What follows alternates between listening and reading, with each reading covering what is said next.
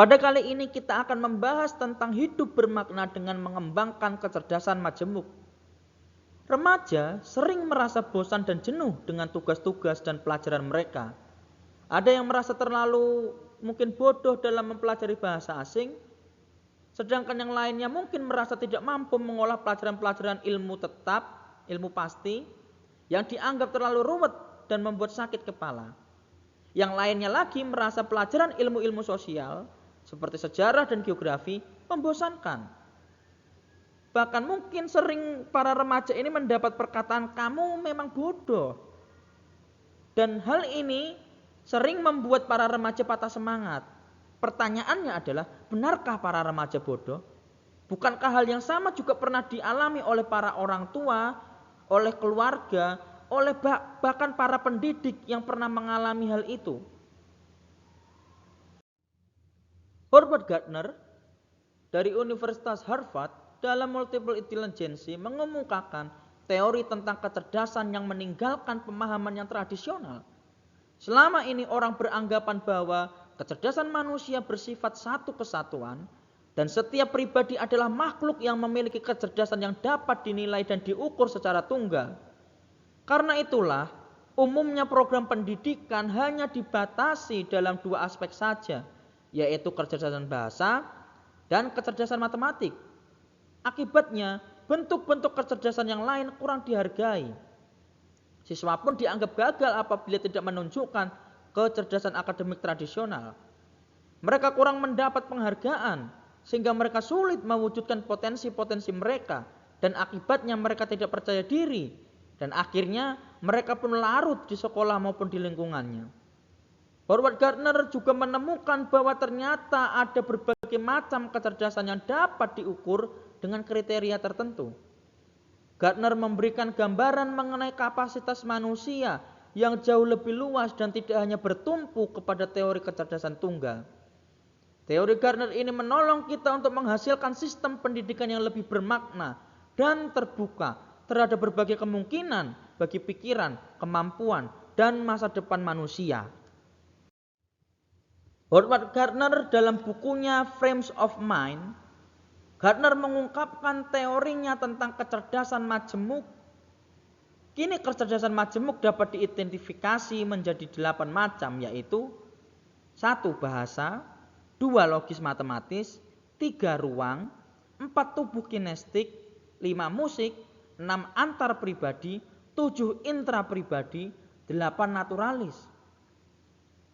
Berdasarkan kecerdasan yang dimiliki, maka dapat dikembangkan gaya belajar yang sesuai sehingga siswa akan lebih percaya diri di antara teman-temannya. Kecerdasan bahasa, penekanan cara berpikir biasa menggunakan kata-kata. Hal-hal yang disenangi dan berguna untuk proses belajar antara lain membaca, menulis, bercerita, dan permainan kata. Kecerdasan logis matematis, penekanan cara berpikir memberikan alasan. Hal yang disenangi dan berguna untuk proses belajar yaitu bereksperimen, bertanya, membuat kalkulasi atau hitung-hitungan, menganalisis, mendalami, dan mengembangkan ilmu yang bersifat matematis. Kecerdasan ruang, cara berpikir menggunakan gambar dan imajinasi. Hal yang disenangi dan berguna untuk proses belajar antara lain membuat desain, menggambar, membuat visualisasi, dan hal-hal yang berkaitan dengan kesenian. Kecerdasan tubuh kinestik, cara berpikir melalui panca indera.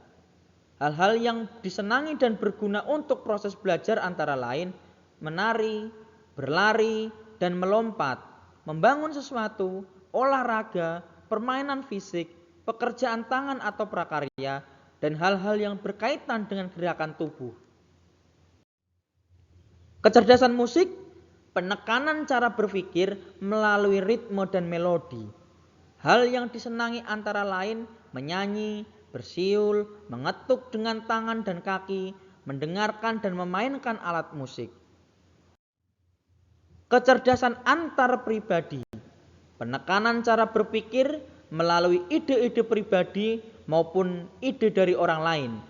Hal-hal yang disenangi antara lain membuat koordinasi, memimpin, pertemuan sosial, dan dinamika kelompok. Kecerdasan intrapribadi, penekanan cara berpikir, pendalaman melalui pemikiran mandiri. Hal yang disenangi antara lain membuat tujuan secara mandiri, berimajinasi, meditasi, menyenangi ketenangan, membuat proyek secara pribadi. Kecerdasan naturalis, penekanan cara berpikir melalui lingkungan.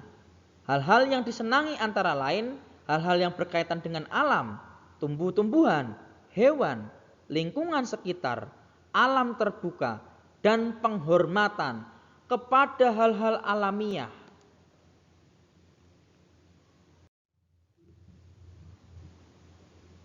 Pengembangan kecerdasan majemuk juga dapat dikembangkan dalam liturgi kebaktian, khususnya untuk kebaktian di sekolah atau kebaktian remaja yang kreatif.